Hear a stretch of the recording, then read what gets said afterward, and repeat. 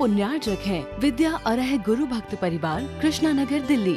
श्री राजेश कुमार जैन, श्रीमती अंजना जैन, बेटी अंजलि जैन, सुपुत्र राहुल कुमार जैन, श्रीमती अर्चना जैन, पौत्र तीर्थ जैन, पौत्री तिथि जैन, बेटी दामाद श्रीमती रागिनी, डॉक्टर पूर्वेश राज। प्रतिष्ठान राजेश क्लॉथ स्टोर, शाहपुरा, भिटौनी, जिला जबलपुर, मध्य प्रदेश। बोलिए पंच परमेष्टि भगवान की, भगवान महावीर स्वामी की, अहिंसा परमो धर्म की, परम पूज्य आचार्य गुरुवर श्री विद्यासागर जी महाराज की, परम पूज्य आचार्य श्री समय सागर जी महाराज की। हम सभी अपने जीवन को स्वस्थ और सुंदर बनाने वाले सूत्रों की चर्चा सुन रहे हैं। आज पुनः एक कड़ी आगे बढ़ते हैं। जीवन को स्वस्थ कैसे बनाएं या जीवन को स्वस्थ कैसे रखा जाए। कल आपके सामने कहा था, कुछ लोग हैं स्वाद के लिए भोजन करते हैं और कुछ लोग हैं स्वास्थ्य के लिए भोजन करते हैं। अब प्रताप नगर जयपुर वाले मुझे लगता है स्वाद के लिए ज्यादा खाते हैं और स्वास्थ्य ठीक रखने के लिए डॉक्टर की दवाई खाते हैं। आज हमें दूसरा उद्देश्य हमारे सामने है, स्वास्थ्य के लिए खाना। स्वाद के लिए तो कल आपने बहुत अच्छे से खाया था। 20 जुलाई को कलश स्थापना के मंगल कार्यक्रम के दिन स्वाद के लिए खाया था। अब हम स्वास्थ्य के लिए खाना है। जो व्यक्ति अपने स्वास्थ्य के प्रति जागरूक होते हैं, यानी सचेत रहते हैं कि हमारा स्वास्थ्य बिगड़े नहीं, फिर भी कर्म योग से कहीं ना कहीं विकृति जीवन से जुड़ जाती है, या तो पानी में गड़बड़ी हो जाती है या फिर कहीं खाने में कुछ ऐसा आ जाता है जिससे स्वास्थ्य बिगड़ जाता है।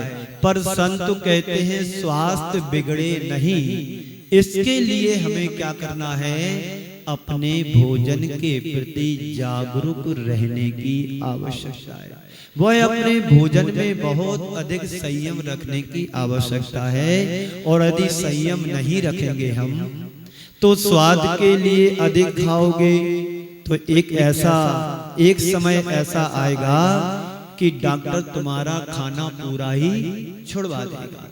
फिर वो ये कहेगा ये नहीं खाना, वो नहीं खाना, ऐसा नहीं करना, वैसा नहीं करना। अभी आप 1 महीने मूंग की दाल और पानी के साथ, रोटी के साथ भोजन करो। अब तुम कुछ नहीं खा सकते। अब क्या खा सकते? गम खाओ। क्या खाओ? गम खाओ और नम जाओ तो काम बन जाएगा। शुरू से तो स्वास्थ्य के प्रति सजग रहते हैं और भोजन में संयम रखते हैं। उन्हें डॉक्टर की जरूरत नहीं पड़ती है। जो जीवन पर असंयम से रहते हैं उनका सब कुछ छूट जाता है। स्वास्थ्य के लिए खाने वाले लोग और अपने भोजन के प्रति हमेशा जागरूक रहते हैं, पर बंधुओं स्वास्थ्य के लिए भोजन करना भी भोजन का एक बहुत अच्छा उपयोग नहीं है। उन्हें सिर्फ शारीरिक स्वास्थ्य की बात दिख रही है, अंदर की बात ही नहीं दिखती है। आयुर्वेदिक में कहा गया है ग्रंथों में, जो डॉक्टर आयुर्वेदिक होते हैं उन्हें इस बात का पता होता है, सम धातु समानाग्निश्च समस्त मल क्रिया प्रशांत आत्मेंद्रिय मनश्चेति स्वस्थ इति विधीयते। जो आयुर्वेदिक डॉक्टर पुराने होते हैं ना, उन्हें इस गाथा का अर्थ पता है कि सम धातु समानाग्निश्च समस्त मल क्रिया प्रशांत आत्मेंद्रिय मनश्चेति स्वस्थ इति विधीयते। जिसकी धातु समान है, वात पित्त कफ समान है, जठराग्नि सही काम कर रही हो, जो आप भोजन करते हैं पच रहा हो, समान धातु चल रही हो और इसमें बात पित्त कफ में असमानता ना हो, समानता हो, मल क्रिया भी तुम्हारी ठीक हो रही हो, समय पर हो रही हो। कहते हैं यदि शुद्धि के लिए जाना है तो मात्र 1 मिनट का समय लगता है। जो स्वस्थ व्यक्ति होता है उसे जंगल जाने में, शौच जाने में टाइम नहीं लगता है। और जो रात दिन खाते रहते हैं और सीट पर जाकर के बैठ जाते हैं, मुंह में कुछ दबा लेते हैं या फिर स्मोकिंग करते हैं या मोबाइल देख करके काम करते हैं, घंटों टाइम निकाल देते हैं, तो उनकी सम धातु भी नहीं है, जठराग्नि भी ठीक नहीं है और बात पित्त कफ भी बिगड़ा हुआ है, यानी वो अस्वस्थ है। अब इसके लिए क्या करना? कोई मशीनरी हो तो खुलवा करके ओवरहालिंग करा लो या पार्ट्स बदल लो। अब आपको जिस तरह से तुम्हारा शरीर बिगड़ा है उसी तरह से हमें संयम की आवश्यकता पड़ेगी। अब उसे पुनः रूटीन में लाने के लिए बहुत दिक्कत हो जाती है, डॉक्टर भी इसमें कुछ नहीं कर पाते हैं। यदि लीवर फंक्शन तुम्हारा बिगड़ गया तो अब दोबारा उसमें कुछ चेंजिंग होने वाली नहीं है। फेफड़े यदि बिगड़ गए तो फेफड़े चेंज करने की अब जरूरत नहीं, जीवन ही बदल जाएगा एक दिन। तो सम धातु समानं निश्चय समस्त मल क्रिया प्रशांत आत्मेन्द्रिय मनश्चेति स्वस्थेति विधीयते। मल क्रिया भी ठीक हो, बात पित्त कफ समान हो, जठराग्नि भी ठीक काम कर रही हो और जिसकी धातु समान है यह तो शरीर संबंधी है। इसके बाद कहते हैं प्रशांत आत्मा इंद्रिय मनश्चेति, जिसकी आत्मा शांत हो अत्यंत, जिसकी इंद्रियां एकदम शांत हैं, जिनका मन अत्यंत शांत हो गया, वही व्यक्ति स्वस्थ कहलाता है। आप अपने अपने अंदर झांक करके देखना कि आपकी आत्मा शांत है कि नहीं, आपका मन अशांत है कि शांत है, आपकी इंद्रियां क्या काम कर रही हैं, सुनना काम कर रही हैं कि नहीं कर रही, देखना काम करती हैं कि नहीं करती, खाने की लोलुपता है कि उसमें भी थोड़ा अंतर आया है। जिसका जो व्यक्ति स्वस्थ होता है उसकी आत्मा शांत होती है, उसकी इंद्रियां शांत होती हैं और मन भी शांत होता है।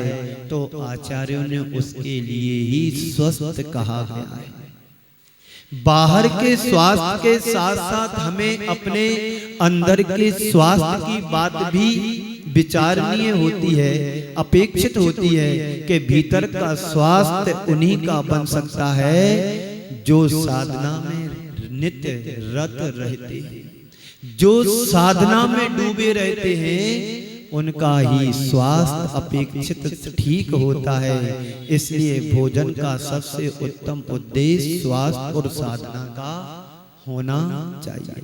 ऐसा ही भोजन करना चाहिए जो हमारे स्वास्थ्य और साधना दोनों के अनुकूल हो। अभी आप लोग भोजन तो अच्छे से करते हैं शरीर को स्वस्थ बनाने के लिए, स्वस्थ बनाने के लिए, पर आत्मा को स्वस्थ बनाने के लिए भोजन कौन सा होता है? सात्विक होता है, जिसमें हमारी इंद्रियां बलिष्ठ ना हो, जिसमें हमारी इंद्रियों में उत्तेजना ना हो।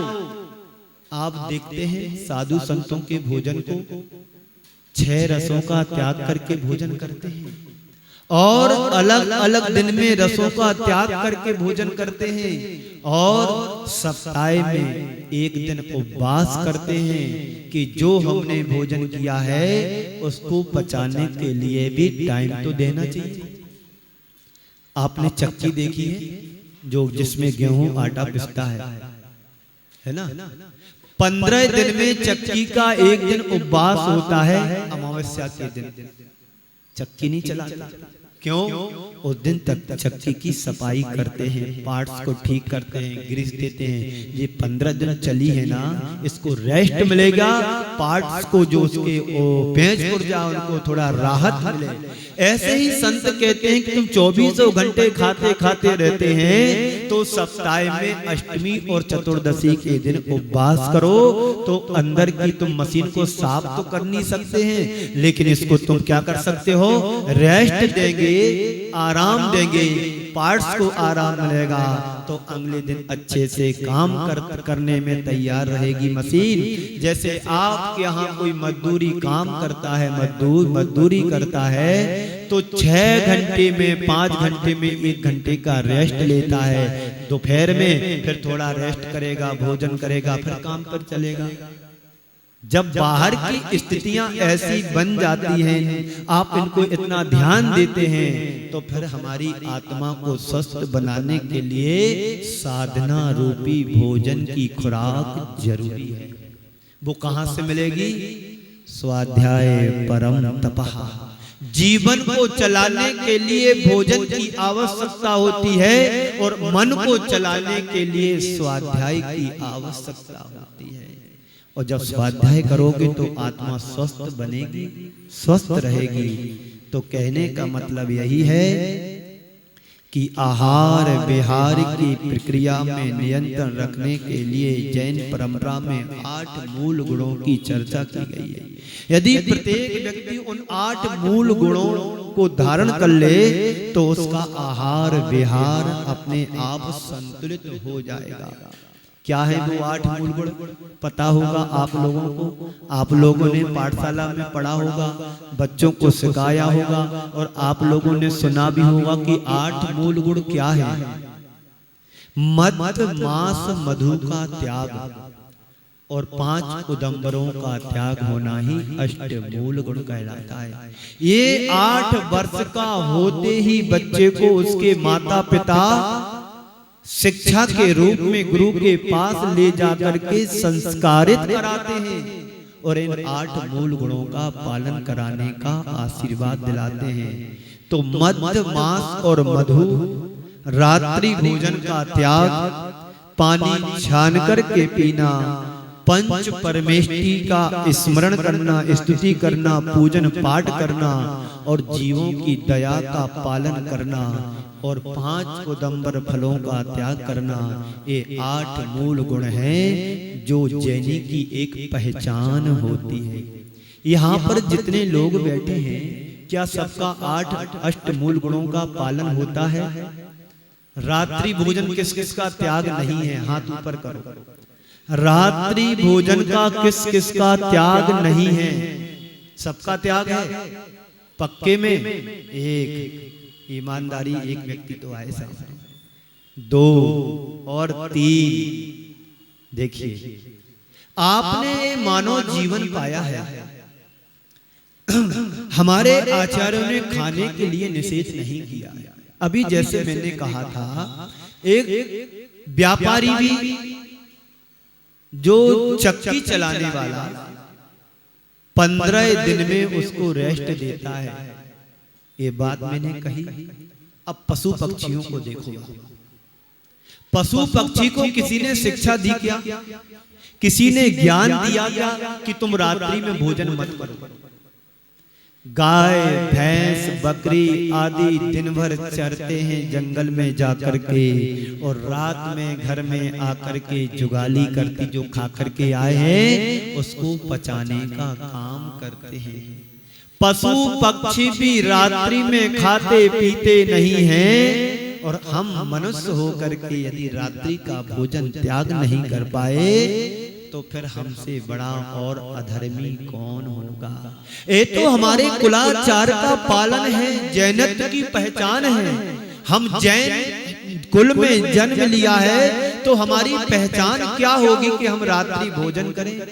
इसी जयपुर की एक घटना में आपको सुनाता हूं।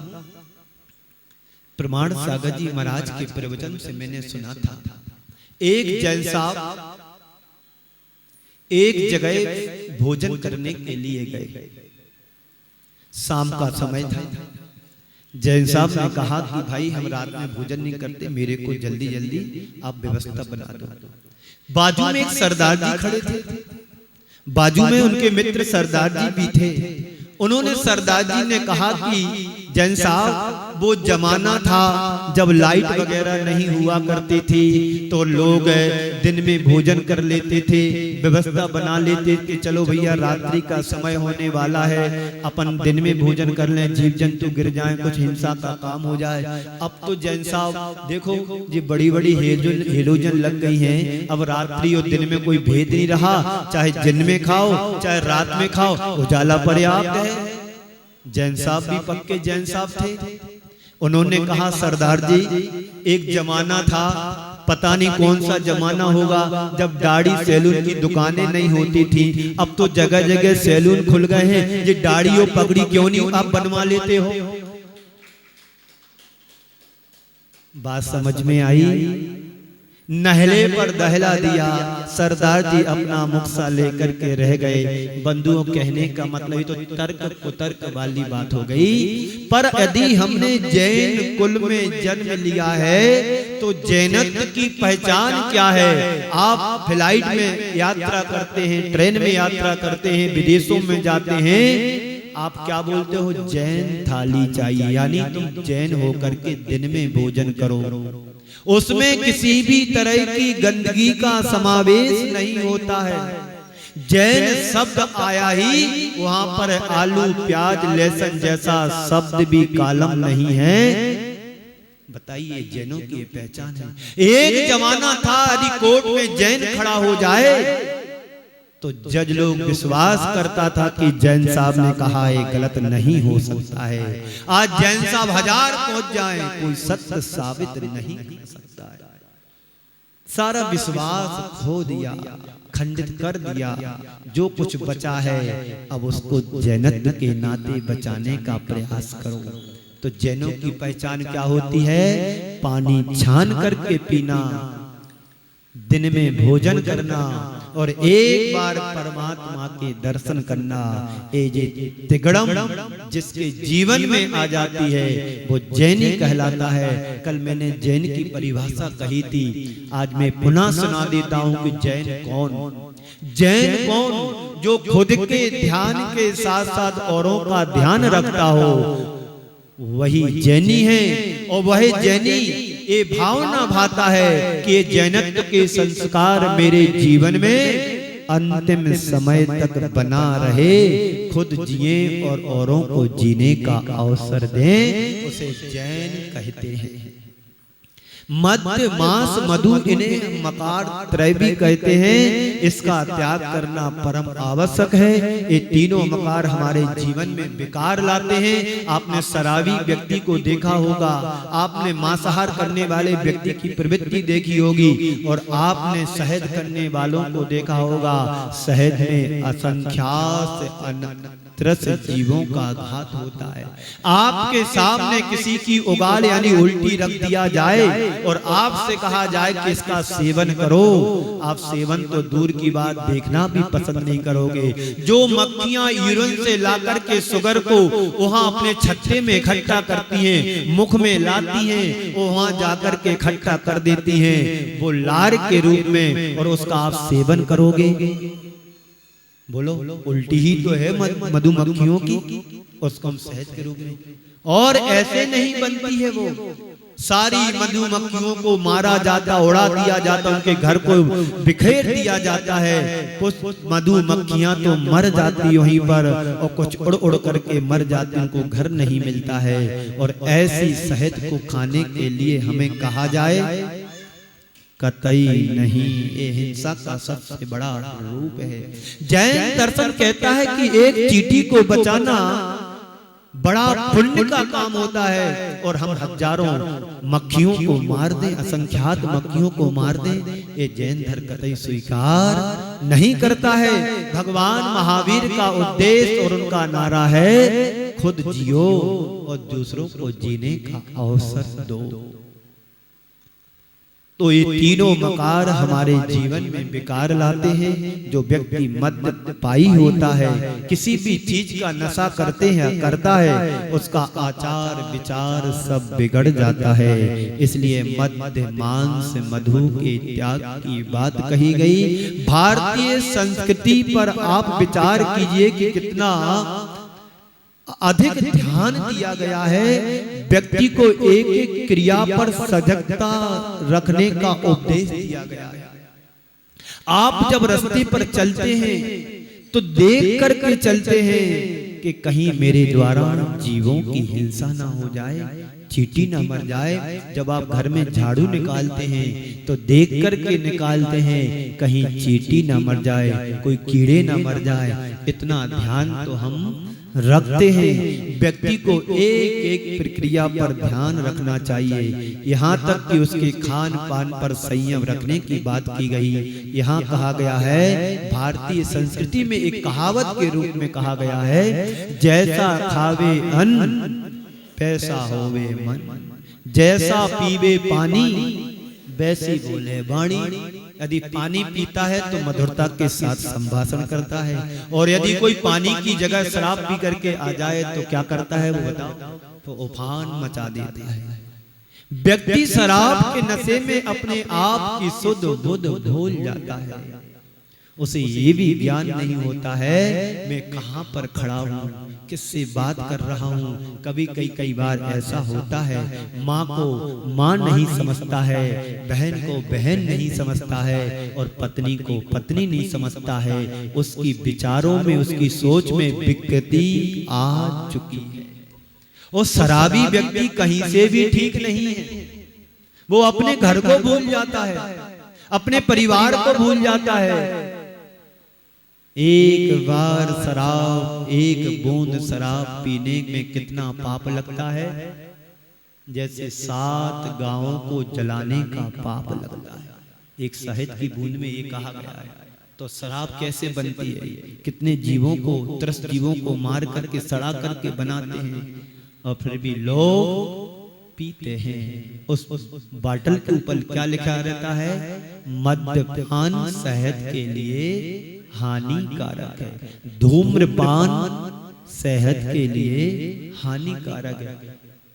और फिर भी लोग, हम जंगल जाते हैं दोपहर में तो रास्ते में 2-3 जगह ऐसे स्थान पड़ते हैं जहां पर चाय भी पी रहे हैं और सिगरेट भी पी रहे हैं। बड़ा कॉम्बिनेशन है लोगों का। उसमें क्या टेस्ट आ रहा है कि चाय का टेस्ट तो पता है कि जरा अच्छा लगता है, मैंने भी बचपन में खूब चाय पी है, लेकिन सिगरेट का कहां से ये कॉम्बिनेशन बना दिया कि चाय भी पी रहे और सिगरेट भी हाथ में है और एक हाथ में मोबाइल भी है, बात भी कर रहे हैं। और पुरुष तो ठीक, युवा तो ठीक, अब ऐसे ऐसे लड़कियां भी इसमें शौक में आ गई हैं कि वो भी सारी मर्यादा का पर्दा फाश कर दिया, मर्यादा को पार कर दिया, और वो भी बड़े एंजॉय के साथ स्मोकिंग करते हैं, ड्रिंक करते हैं। सारे जितने भी व्यसन इस संसार में हैं, सारे व्यसन उनके जीवन से जुड़ रहे हैं। हम सोचते हैं, हम देख रहे नहीं, हम चाहते हैं हम कि हमारी बेटी बाहर जाकर के पढ़ रही है, हमारा बेटा पढ़ रहा है, हमारी बेटी जॉब कर रही है, हमारा बेटा जॉब कर रहा है, पैसा कमा रहा है। अब पैसे के साथ साथ कुसंस्कार भी जीवन में ला रहा है। कितना माहौल आज बदल गया है। आज से 25-30 साल पहले आप जाकर के देखें तो ये विकृति कहीं पर भी नहीं थी जो आज विकृति सर में बिल्कुल बची नहीं है। उनको इतना भी शर्म नहीं आती है कि हम क्या कर रहे हैं खुले आम। कभी आप रास्ते से निकलो, दोपहर में घूम करके आओ, एक बार देखो क्या माहौल है। मैं 2015 में सूरत चातुर्मास चल रहा था पार्ली पॉइंट पर, वहां 200 मीटर पे एक नदी निकली है। नदी के किनारे घूमने का स्पॉट है। मैं दोपहर में जंगल जाता था, वहां पर बड़े बड़े घरानों की लड़कियां कार से आना जाना अड्डा बना लिए और पूरी डिब्बी 10 सिगरेट की डिब्बी उसका जर्दा तो अलग किया और गांजा मंगा करके घिस करके उसमें भर करके चैन स्मोकिंग कर दी थी। अब बताइए कहां जीवन रहा। नाम लेने में दोष लगता है, वो क्या नशा कर रहे हैं। अभी चर्चा बहुत करेंगे, दो दिन और चलेगी। अभी समय आपका होने वाला है। मैं अपनी बात पर आता हूं कि जैसा खावे अन्न वैसा होवे मन और जैसा पीवे पानी वैसे बोले। यह कहावत नहीं, जीवन का यथार्थ है। आप मद्य मांस करोगे तो आपकी प्रवृत्ति प्रकृति वैसी बनेगी। आप जैसा पानी पियोगे वैसे आपके विचार बनेंगे। जैसा आप भोजन करोगे वैसा तुम्हारा जीवन ढलेगा। आज वैज्ञानिक प्रयोगों से यह बात स्पष्ट हो गई है कि मनुष्य जैसा अन्न खाता है वैसा उसका मन होता है। व्यक्ति के भोजन से उसके विचारों का गहरा संबंध होता है। जो व्यक्ति शुद्ध सात्विक भोजन करते हैं उनके विचार भी अत्यंत सात्विक होते हैं। और जिनके भोजन में तामसिक चीजों की बहुलता होती है, जो मांसाहार करते हैं और अभक्ष्य पदार्थों का सेवन करते हैं, उनके विचार उतने ही विकृत हो जाते हैं। अमेरिका में एक सर्वेक्षण हुआ था बहुत पहले, जो वहां के 30 नृशंस अपराधियों पर किया गया था। 10 के 3 ग्रुप बनाए गए। पहले ग्रुप को 6 माह तक गाय का दूध दिया गया। दूसरे ग्रुप को चावल और शाकाहारी भोजन कराया गया और तीसरे ग्रुप को पूर्ववत मांसाहार पर रखा गया। उन्होंने अपने सर्वेक्षण की रिपोर्ट में लिखा कि जिस ग्रुप के लिए शुद्ध गाय के दूध पर रखा गया था, उसके अंदर 2 महीने में आत्मग्लानि हो गई, आत्मबोध शुरू हो गया कि जो कभी अपना अपराध स्वीकारते नहीं थे, उनके अंदर अपराध बोध शुरू हो गया कि मेरे द्वारा बहुत बड़ी बड़ी गलतियां हुई, अब उन गलतियों के प्रति मैं जागरूक रहूंगा। पश्चाताप प्रारंभ हो गया। जिन्हें शुद्ध शाकाहारी भोजन और चावल आदि दिया गया था, 6 महीने में उनके अंदर अपराध बोध शुरू हो गया और उन्होंने भी अपने अपराध को स्वीकार कर लिया। लेकिन जो तीसरा ग्रुप था, जिन्हें पूर्ववत मांसाहार पर रखा गया था, उनके लिए किसी भी तरह की अंदर से गिलानी नहीं हुई, क्योंकि उन्हें मांसाहार दिया गया था, खान पान अशुद्ध था और फिर उस आधार पर लिखा गया कि मनुष्य जैसा खाता है, जैसा भोजन करता है, उसके विचारों पर वैसा उसका प्रभाव पड़ता है। यह बात हमारे देश में बहुत पहले से चली आ रही है, लोकोक्ति के रूप में कि जैसा खावे अन्न वैसा होवे मन और जैसा पीवे पानी वैसी होवे पानी। हमारे मन और वाणी पर इसका भोजन और पानी का बड़ा जबरदस्त प्रभाव पड़ता है। इसलिए हम अपने मन और वाणी पर नियंत्रण रखने के लिए भोजन और पानी पर नियंत्रण रखना बहुत जरूरी है। वाणी और मन पर नियंत्रण रखने के लिए पानी और भोजन का नियंत्रण भी जरूरी है। इसी को ध्यान में रखते हुए सबसे पहले मद्य मांस और मधु के त्याग का उपदेश दिया गया। मुझे पता नहीं था, जब मैं संघ में प्रवेश हुआ मेरा 1999 11 फरवरी कुंडलपुर में, जब मैं संघ में प्रवेश हुआ मेरा, विहार करके जब गुरुदेव के साथ 500 किलोमीटर का नैमंबर पहुंचा मैं। वहां पर गुरुदेव के चरणों में मैं किसी बात के लिए गया तो गुरुदेव से बात करते करते गुरुदेव ने कहा कि ये बताओ कि कोई चीज अपन सेवन करते नहीं है, इसका त्याग है कि नहीं। मैंने कहा गुरुदेव मुझे पता ही नहीं कि त्याग भी करना पड़ता है। तब गुरुदेव ने कहा कि यदि हम किसी चीज का सेवन करते नहीं हैं और हमारे कंसेप्ट में वो चीजें नहीं आती हैं तो हमें मन वचन काय से संकल्प पूर्वक त्याग कर देना चाहिए। जैनत्व की यही पहचान है, जब समझ आती है तब से किसी गुरु के पास जाकर के मद्य मांस मधु का संकल्प पूर्वक त्याग करना चाहिए।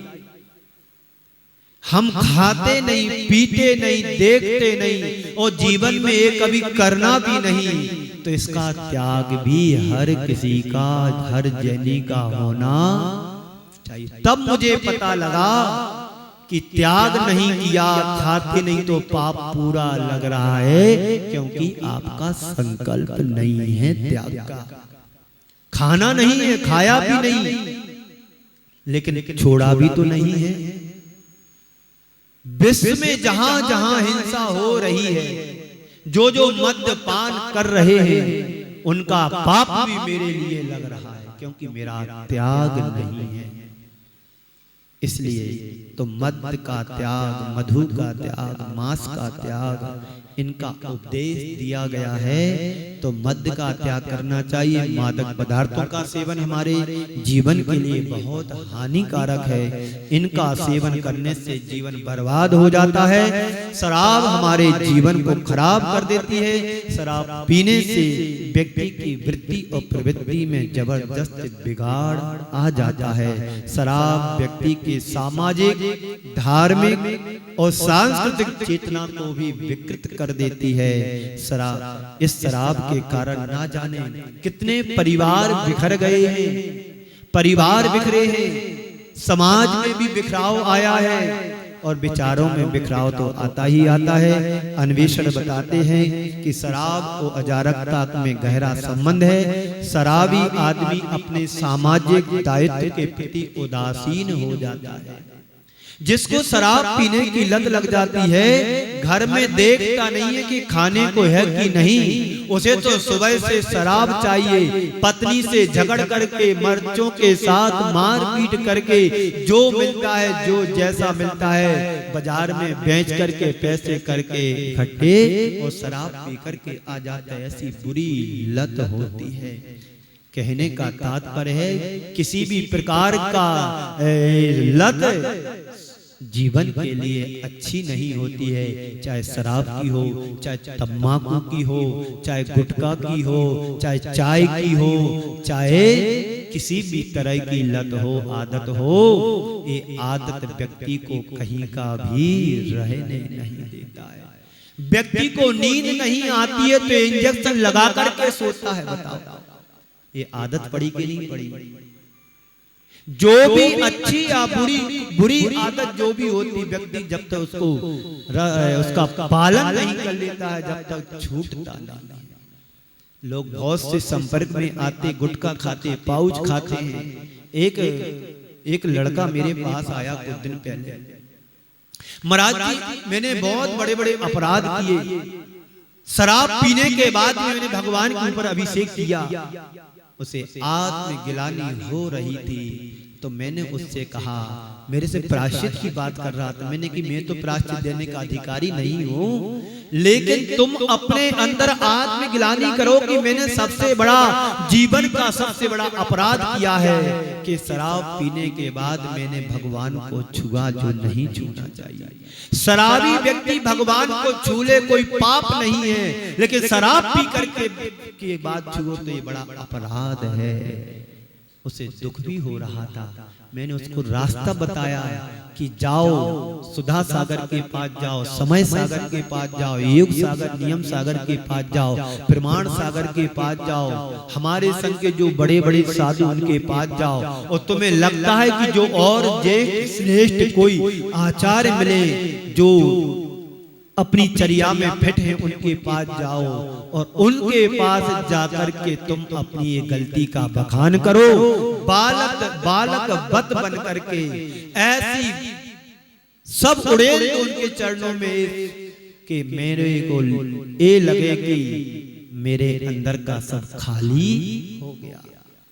पात्र को देख करके गुरुदेव भी प्रायश्चित देते हैं। मेरे गुरुदेव की एक बहुत अच्छी विशेषता थी, सारी विशेषता उनकी ठीक थी, अच्छी थी, लेकिन उनकी एक विशेषता मैं इसलिए अच्छी कह रहा हूं, बड़े से बड़े अपराधी सामने आने के बाद उसकी अंदर की गिलानी को देख करके, अंदर के भावों को देख करके, बड़े बड़े अपराध करने के बाद भी गुरुदेव छोटे से प्रायश्चित दे करके उसे फ्री देते थे।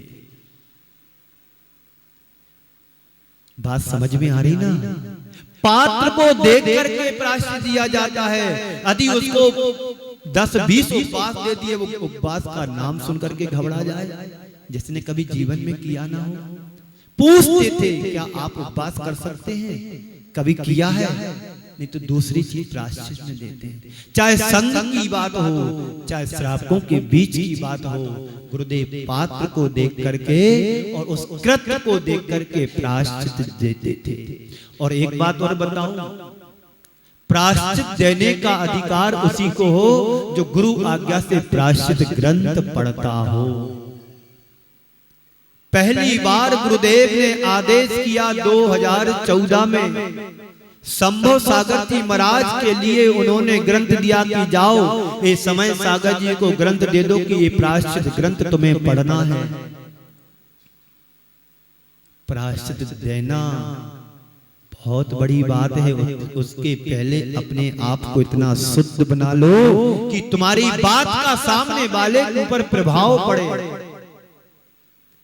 चंद्र प्रकाश जी ने एक दिन क्या कहा था, गुरु शिष्य नरक में ठेलम ठेला। क्या है पूरा वाक्य? जैसा गुरु लोभी गुरु लालची चेला और नरक में ठेलम ठेला। लोभी गुरु लालची चेला यदि मिलेंगे तो अकल्याण हो नहीं। तो प्रायश्चित भी ऐसे गुरु से लेना जिसकी निर्दोष चर्या चल रही हो, तो थोड़ा सा भी प्रायश्चित तुम्हारे पूरे पापों को साफ कर देता है। बंधुओं, तो अन्वेषण हमें बताते हैं कि शराब को अजारकता में गहरा संबंध है। शराबी आदमी अपने सामाजिक दायित्वों के प्रति उदासीन हो जाता है, वह एक सामान्य आदमी से अधिक अपराध करता है।